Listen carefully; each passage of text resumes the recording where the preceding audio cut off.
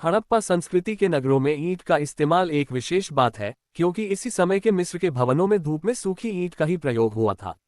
समकालीन मेसोपोटामिया में पक्की ईंटों का प्रयोग मिलता तो है, पर इतने बड़े पैमाने पर नहीं जितना सिंधु घाटी सभ्यता में। मोहनजोदड़ो की जल निकास प्रणाली अद्भुत थी। लगभग हर नगर के हर छोटे या बड़े मकान में प्रांगण और स्नानागार होता था। कालीबंगा के अनेक घरों में अपने अपने कुएं थे। घरों का पानी बहकर सड़कों तक आता, जहां इनके नीचे मोरियां नालियां बनी थीं। अक्सर ये मोरियां ईंटों और पत्थर की सिल्लियों से ढकी होती थीं। सड़कों की इन मोरियों में नरमोखे भी बने होते थे। सड़कों और मोरियों के अवशेष बनावली में भी मिले हैं। सिंधु घाटी सभ्यता में मिली मोहरों, वजन और मापन की विधियों से सिंधु घाटी सभ्यता के लोगों के जीवन में व्यापार की महत्ता का पता चलता है।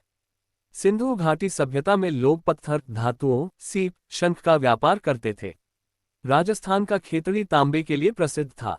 चांदी के लिए राजस्थान का जावर प्रसिद्ध था। सोने का आयात कर्नाटक से किया जाता था। ओमान से तांबे का आयात किया जाता था।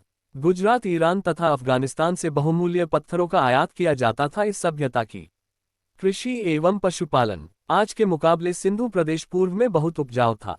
ईसा पूर्व 4वीं सदी में सिकंदर के एक इतिहासकार ने कहा था कि सिंध इस देश के उपजाऊ क्षेत्रों में गिना जाता था।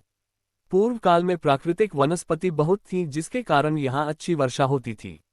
यहाँ के वनों से ईंटें पकाने और इमारत बनाने के लिए लकड़ी बड़े पैमाने पर इस्तेमाल में लाई गई, जिसके कारण धीरे धीरे वनों का विस्तार सिमटता गया। सिंधु की उर्वरता का एक कारण सिंधु नदी से प्रतिवर्ष आने वाली बाढ़ भी थी।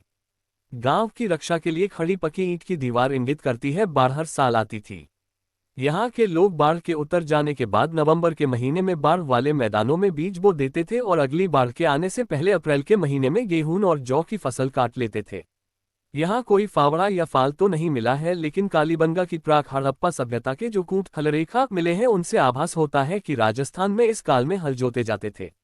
सिंधु घाटी सभ्यता के लोग गेहूं, जौ, राई, मटर, ज्वार आदि अनाज पैदा करते थे। वे 2 किस्म की गेहूं पैदा करते थे। बनावली में मिला जौ उन्नत किस्म का है। इसके अलावा वे तिल और सरसों भी उपजाते थे। सबसे पहले कपास भी यहीं पैदा की गई। इसी के नाम पर यूनान के लोग इस सिंडन कहने लगे। हड़प्पा एक कृषि प्रधान संस्कृति थी, पर यहाँ के लोग पशुपालन भी करते थे। बैलगाय, भैंस, बकरी, भेड़ और सूअर पाला जाता था। हड़प्पाई लोगों को हाथी तथा गैंडे का ज्ञान था। हड़प्पा सभ्यता के लोगों का दूसरा व्यवसाय पशुपालन था। ये लोग दूध, मांस, उनके कृषि के कार्य और भार ढोने के लिए इनका प्रयोग किया करते थे। ये लोग गाय, भैंस, भेड़, बकरी, बैल, कुत्ते, बिल्ली, मोर, हाथी, शुअर, बकरी व मुर्गियां पाला करते थे। इन लोगों को घोड़े और लोहे की जानकारी नहीं थी। हड़प्पा के लोग तांबा खेतड़ी राजस्थान तथा बलूचिस्तान से प्राप्त करते थे व सोना कर्नाटक तथा अफगानिस्तान से प्राप्त करते थे। यहाँ के नगरों में अनेक व्यवसाय धंधे प्रचलित थे। मिट्टी के बर्तन बनाने में ये लोग बहुत कुशल थे। मिट्टी के बर्तनों पर काले रंग से भिन्न भिन्न प्रकार के चित्र बनाए जाते थे। कपड़ा बनाने का व्यवसाय उन्न भी निर्यात होता था। जौहरी का काम भी उन्नत अवस्था में था।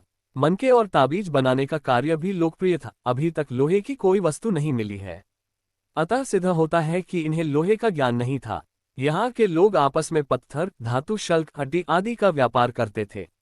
एक बड़े भूभाग में ढेर सारी सील, ऋणमुद्रा, एकरूप लिपि और मानकीकृत मापतौल के प्रमाण मिले हैं। वे चक्के से परिचित थे और संभवतः आजकल के इक्के रथ जैसा कोई वाहन प्रयोग करते थे। ये अफगानिस्तान और ईरान, फारस से व्यापार करते थे।